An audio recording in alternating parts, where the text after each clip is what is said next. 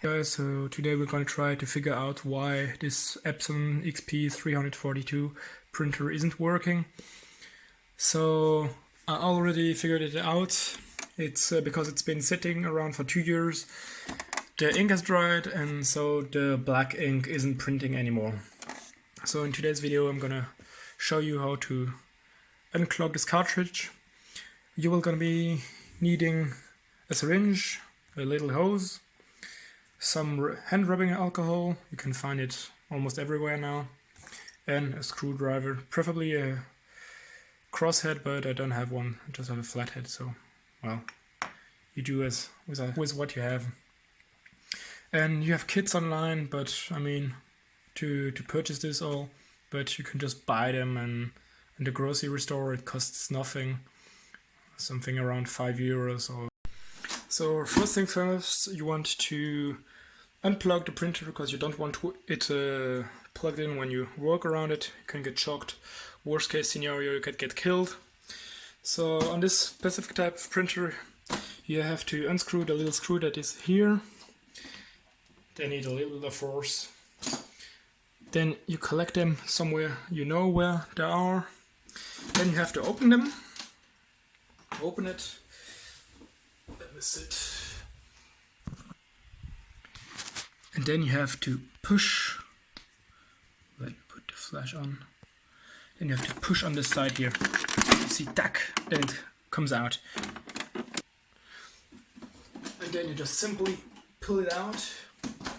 Watch out, because there is a wire here. So you want to be really careful when plugging it out. Just be really gentle. And now you have all the scanner that is removed. You can put it somewhere safe. Next step is going to be unscrewing the little screw that is here. You can look at it. It's a flathead screw. I've already removed it. So it's just basically all clipped in. Put this place somewhere safe. Then you have access to the cartridges. Well, I should have done it before, but just remove them. Put them in cellophane, so they can stay nice and moist inside them and then they don't dry out. After that, you want to be doing this. You want to be removing the cover. So you just take the flathead screwdriver now and you try to pop it out. Really gentle, not applying too much brute force, and then you have the little cover. You don't want to lose this one, so after that you want to be pulling out this cable, so the bottom one and the one in the middle. Don't pull the cable that is on top, because it's going to be a mess if you want to plug that all back in. After that you will be wanting to remove this part, so that you have little hooks on the side. You want to press really gently. Wait for me. Really gently. You don't want to break these, because if they're broken, you're basically fucked. Tuck. You have this one. Now you put it, as always, somewhere safe. And now you have access to all the screw and to the print head. So remove the 3 screws.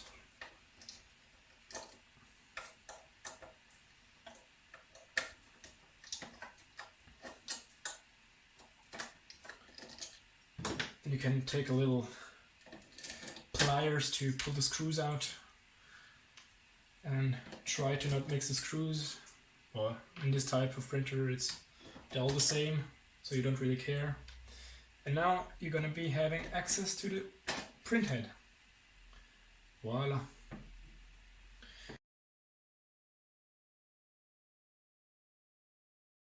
When you have the print head removed, you can just go out, take your syringe, put the wire on, the little tube actually. I don't know how it's called in English. Tube, wire, nah, it's the same. Main part is that you understand what I mean. Hopefully. Then you're going to take a little bit of rubbing alcohol. Yeah, in my case I put somewhere around, wait, if I put out excess air, yeah, somewhere around 2 milliliters. And then you want to plug it in. You see there are different types of inputs for the different types of inks.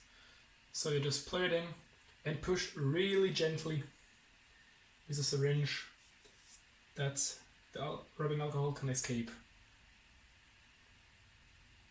And as you can see down, the alcohol is already cleaning the print head. If it doesn't come out, don't force it, because you will be breaking it. So if it doesn't want to run out, you just leave the syringe with the alcohol inside of it for overnight, and then you will be able to push a little bit harder. And if it still doesn't come, you can try to do some pumping actions. Like in my case, that's what the case. I need to push and pull several times that it gets unclogged. And now it works. Fucking hell. I'm a genius. And also, if you want to do a really steady job, you can use some ear cleaners. So you can go around the little areas. As you can see, it takes off a lot of color. And well, now it's ready actually to be put back if every nozzle worked. And actually, to see if it works, you cannot show it, already tried it on camera, but there should be like mist coming out, like little droplets. You can see them. As you can see, when you push, there should be a liquid coming out, and that means, yeah, it's unclogged. So now you want to let it dry for, I'll say almost a couple of hours. And yeah, now you're ready to put it all back in. So we'll do it. So for the rebuilding, it's almost the same as putting it out. You want to take your pair of pliers, grab the nozzle, put it carefully and gently down, don't force it. If you force it, you're going to break it. You don't want to break it, because it's going to be a pain in the ass to purchase those. I don't think you can purchase those anywhere. And anyway, I don't think you can really purchase them, because, yeah, those printers market are so devilish. They do not want you to repair your printers, so yeah. Down.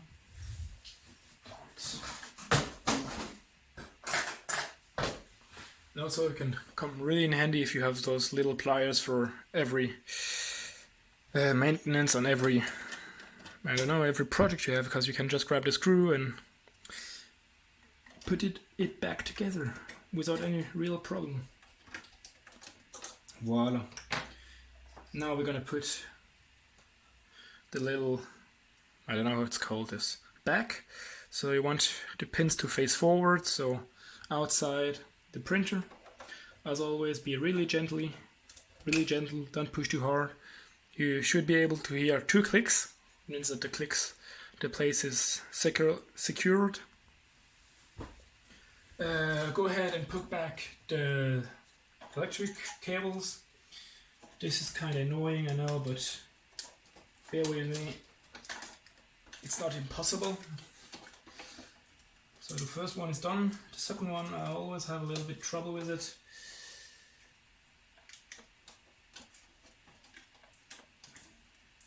Voila. So now the cables are secured in place. You want to put back the cover on. So yeah, put back the cover on. With the cables, they should be folded. Let me show you that. As you can see, the cables are folded, so you can put back the cover on it.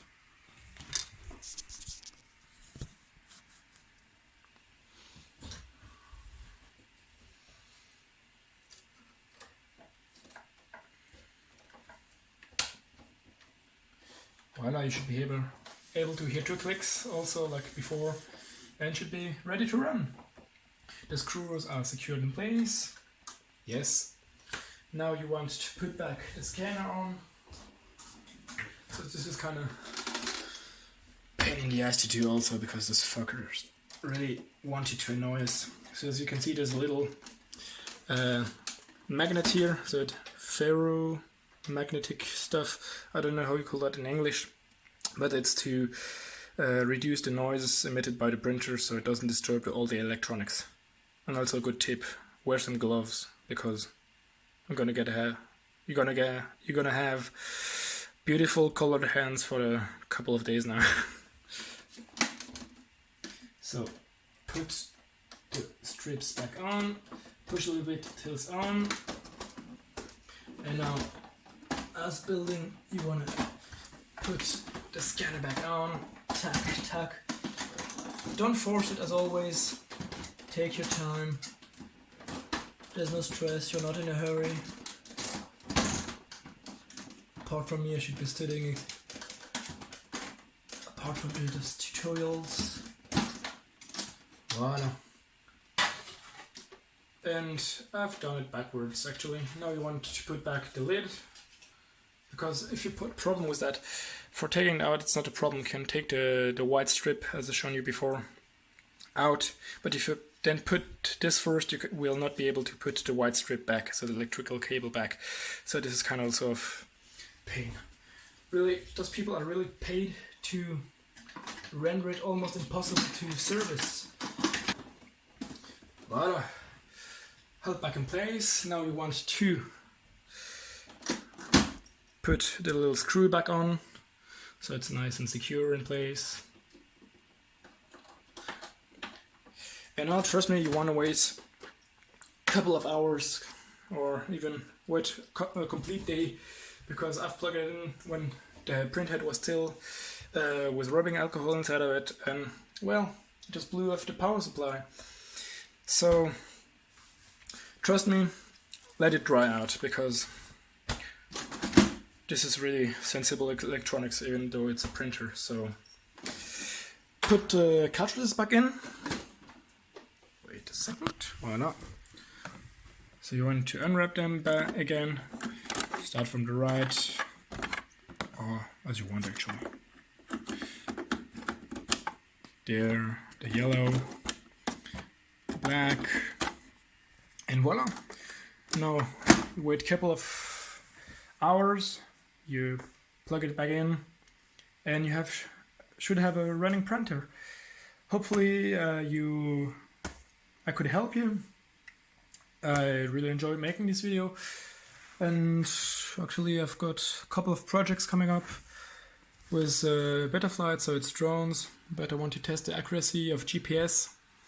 So if you're interested in that, please subscribe. I've already got a test running right now. So this is for the, because you can see the GPS is down there somewhere hidden. And yeah, if you actually enjoyed this video, like and subscribe, and so I wish you a nice day, and hopefully see you next time.